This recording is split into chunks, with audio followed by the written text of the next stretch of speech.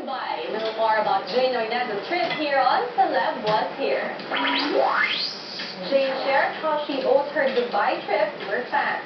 Yung buong Dubai trip po, sponsored po siya ng mga fans po and supporters na taga Dubai. Lahat po, sila po yung nag-organize, sila po yung nag-ayos ng lahat. Sila po yung rason kung ba't natuloy yung trip.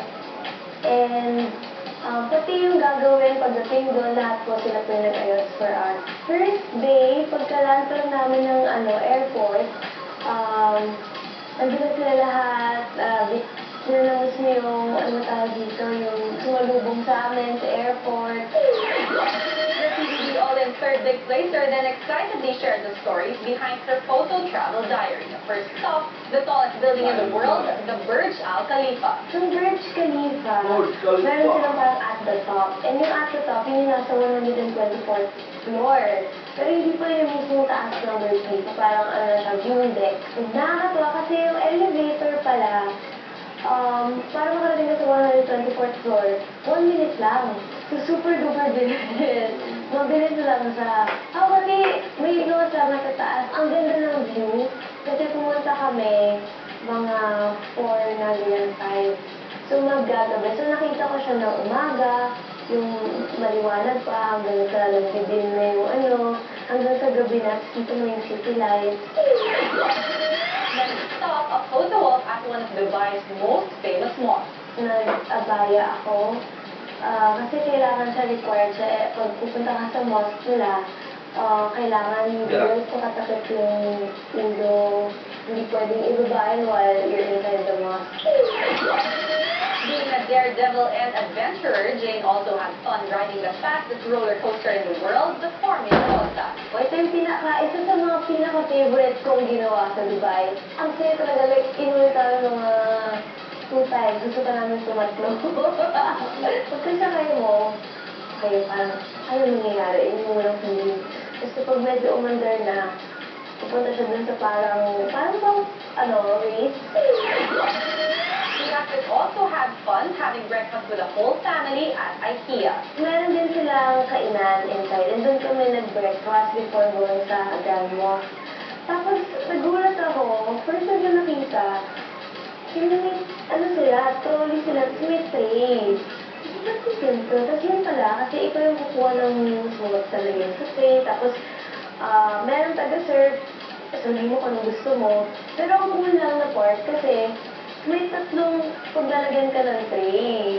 Parang very convenient siya. Sabi ko, tatayo ako ng burger. Jane and her family also did not miss out on the opportunity to experience the famous Wild Wadi water park. Bilay mo walang seatbelts yun, walang kahit may hawakan lang kayo. So, inisip ko kung hindi ka humawak sa buti, pwede ka mahulog. So, nasa iyo yung kapalaran mo. One of the highlights of Jane's trip was driving the Dubai Dune Buggy and taking on the desert safari. Kami lang ni Mami nag-drive out po. Tapos after nun, diretso na rin kami sa desert safari. Tapos yun naman, 4x4 kami, 4x4 vehicle. Tapos, iikot-ikot ka lang din sa sand. Pero yung sa amin, kinuha namin extreme.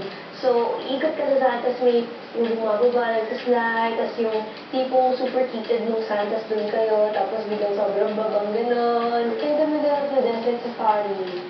Nag-stop kami dun sa part na yun na puro sand na lang. Wala na kami dun sa road. Sobrang layo na namin sa road. And ang ganda parang timing namin kasi sunset. After her Dubai trip, Jane will be working non-stop on her upcoming teleserye. So meron kami hinahanda ngayon very soon ang Nasaan Ka Nang Kailangan Kita.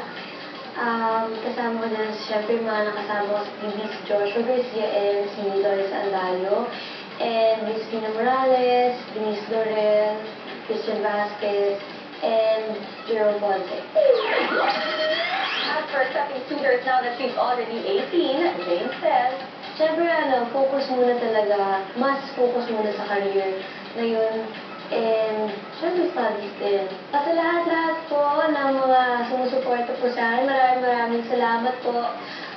Siyempre, inside and outside of PBB House, andyan pa rin po kayo. Kaya maraming salamat po sa lahat ng support and love na pinapakita niyo po sa akin. Very, very appreciated po. Thank you so much sa lahat-lahat and I love you guys. Will Luis Manzano still